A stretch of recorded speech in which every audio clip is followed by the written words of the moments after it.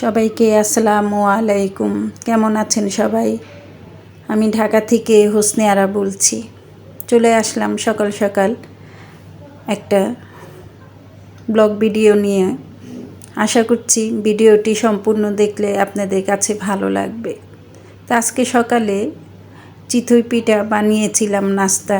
প্রতিদিন একই ধরনের পরোটা, রুটি, ভাজি, হালুয়া এগুলো আর খেতে ইচ্ছে করছিল না আপনার ভাইয়ের। তার জন্য আগে ভর্তা ছিল করা, 4 পদের ভর্তা দিয়ে নাস্তাটা করা হয়ে গেল। তারপরে চলে যাচ্ছি একেবারে মূল রান্নাতে। তার আগে হলো আমার ছেলে একটু বাইরে গিয়েছিল, তা বাসার বা আশেপাশে পরিচিত সবার জন্য অনেক কিছুই কেনাকাটা করেছে। তার মধ্যে এগুলো হলো আমাদের জন্য, আর এখান থেকেই আমাদের কাছের প্রতিবেশী বা আত্মীয় স্বজনকে আর কি দিব আর কি। এটা একটু এক ঝলক দেখিয়ে দিলাম। আর কোথায় গিয়েছিল এবং বিস্তারিত সব কিছু আপনাদের পরবর্তী নতুন আরেকটি ভিডিওতে জানাবো। চলে আসলাম দুপুরের রান্নায়। তো দেখলাম যে আজকে একেবারে মেঘলা মেঘলা আকাশটা ছিল, আর গুড়ি গুড়িও বৃষ্টি পড়ছিল। তা চিন্তা করছিলাম যে কি রান্না করা যায়। তো হঠাৎ করে মনে হলো যে শর্টকাট কিছু রান্না করি। তার জন্যই চলে আসছি খিচুড়ি রান্না করার জন্য। তাই সেটাই একটু আপনাদের সাথে ছোট আকারে আর কি একটু শেয়ার করে নিচ্ছি। তাই এখানে যে আস্ত কিছু মশলা দিয়ে নিলাম, আর এখানে দিয়ে দিলাম হলো জিরা, মানে শাহি জিরা আধা চা চামচের মতো দিয়ে নিলাম। খিচুড়ি যখন রান্না করবেন এরকম যদি শাহি জিরাটা একটু দিয়ে নেবেন, দেখবেন একটা সুন্দর একটা স্মেল আসবে, বা এই ফ্লেভারের কারণেই কিন্তু খিচুড়িটা খেতে খুবই ভালো লাগে। যাই হোক, এখানে দিয়ে দিলাম 1 কাপ পরিমাণে পেঁয়াজ কুচিটা দিয়ে আস্ত মশলার সাথে পেঁয়াজগুলোকে ভেজে নিচ্ছি। ভিডিওটা দেখতে দেখতে এই পর্যন্ত এসে কোনো আপু ভাইয়ারা যদি একটা লাইক না দিয়ে থাকেন, প্লিজ একটা লাইক দিয়ে দিবেন। আর আমার ভিডিওতে অ্যাডসহ আমার রেসিপি বা আমার ব্লগ ভিডিওটা সম্পূর্ণ দেখার চেষ্টা করবেন। আর যারা নাকি লাইকটা দিয়ে দিয়েছেন তাদেরকে অসংখ্য অসংখ্য দোয়া আর ভালোবাসা, একেবারে মন থেকে। যাই হোক, কথা বলতে বলতে কিন্তু এখানে আমি 2 টেবিল পরিমাণ আদা রসুনের পেস্ট দিয়ে নিলাম। দিয়ে এখন পেঁয়াজের সাথে ভালো মতো 1 মিনিটের মতো ভেজে নিয়েছি। এখন দিয়ে দিব শুকনো মশলাগুলো। দিয়ে দিলাম হলুদের গুঁড়ো, দিয়ে দিচ্ছি মরিচের গুঁড়োটা কিন্তু একেবারে কম দিয়েছি, 1 চামচের চাইতে কম। দিয়ে দিলাম ধনিয়ার গুঁড়ো, দিয়ে দিচ্ছি জিরার গুঁড়ো, আর সামান্য করে আর কি আধা চা চামচের কম হবে গরম মশলার গুঁড়ো দিয়ে দিলাম, যাতে করে খিচুড়িটার মধ্যে একটু শাহি শাহি ঘ্রাণ চলে আসে আর খেতেও কিন্তু ভালো লাগবে। তো দিয়ে দিলাম আধা কাপ পরিমাণ পানি, দিয়ে এখন মশলাটাকে ভালো মতো কষিয়ে নেব। খেয়াল করেছেন কি না, আমি কিন্তু এখনও লবণ দিইনি। তাই যাই হোক, পরে লবণটাও অ্যাড করে দিলাম। দিয়ে এখন মশলাটাকে কষিয়ে নেব। এইভাবে মশলা জাতীয় খিচুড়ি যদি রান্না করেন, এই খিচুড়িটা কিন্তু শুধু ডিম ভাজা দিয়ে বা বিভিন্ন ধরনের ভর্তা দিয়ে কিন্তু সকাল বিকেল দুপুর 3 বেলাই খাওয়া যায়। নাস্তা থেকে শুরু করে আর কি 3 বেলাই খাওয়া যায়। যাই হোক, এখানে মশলাটা কষে আসছে। তা আমি ডাল চাল মিলিয়ে 1 কেজির মতো নিয়েছি, সেটাকে ধুয়ে রেখেছি।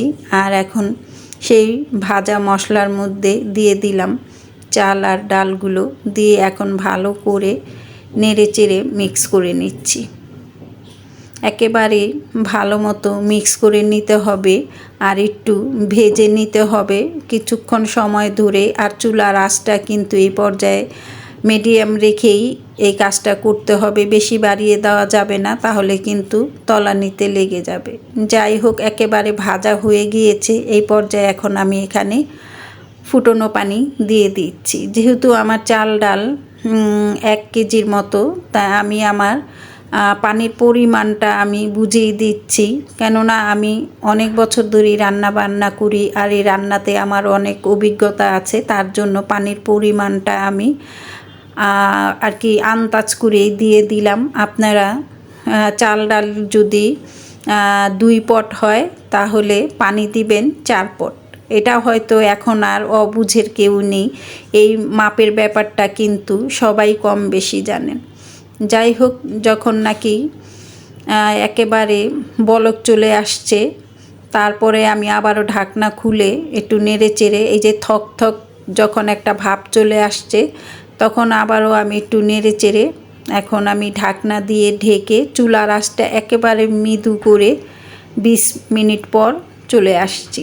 আর এই যে 20 মিনিট পরে কিন্তু আমার খিচুড়িটা রান্না হয়ে গেছে। এই পর্যায়ে এখন লাস্ট পর্যায়ে একেবারে আমি এখানে দিয়ে দিব 3-4টা কাঁচামরিচ, আর দিয়ে দিব হলো ঘি। ঘি না দিলে তো আমাদের চলেই না। ওই যে বললাম, ঘি দিলে মনে হবে যে একবার একটা শাহি শাহি ভাব, বা গরম মশলাটা যে দিয়েছি তাতেও কিন্তু একটা শাহি শাহি ভাব চলে আসছে।